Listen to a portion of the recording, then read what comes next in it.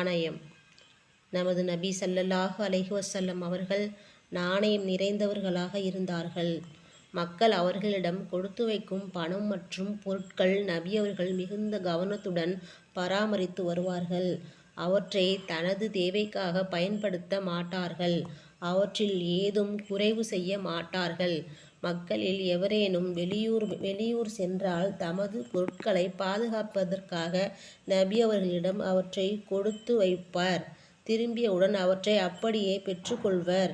நபி அவர்கள் நபி பட்டம் பெறுவதற்கு முன்பே அவர்களை அமீன் நாணயமானவர் என்று அழைக்கப்படும் அளவுக்கு அவர்களின் அமானிதம் பேணும் தன்மை புகழ் பெற்றிருந்தது.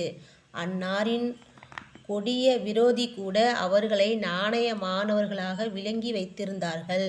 நபி அவர்கள் மக்காவில் இருந்து மதீனாவிற்கு ஹிஜ்ரத் செய்த நேரத்தில் காஃபிர்களில் அதிகமானவர்களின் அமானித பொருட்கள் அன்னாரிடம் இருந்தன.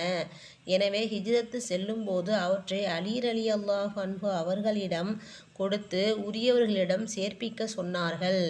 நபி ஸல்லல்லாஹு அலைஹி வஸல்லம் அவர்கள் ஒரு ஹதீஸில் கூறினார்கள், அல்லாஹுவும் அவன் தூதரும் தன்னை பிரியப்பட வேண்டும் என்று எவர் விரும்புவாரோ அவர் பேசினால் உண்மையை பேசட்டும். அவரிடம் அமானிதம் தரப்பட்டால் அவற்றை பாதுகாத்து திருப்பி ஒப்படைக்கட்டும். மேலும் கூறினார்கள், அமானிதத்தில் மோசடி செய்பவன் நயவஞ்சகனாவான். அதாவது அவன் தன்னை முஸ்லிம் என்று நாவில் கூறினாலும் உண்மையில் அவன் உண்மை முஸ்லிம் அல்ல.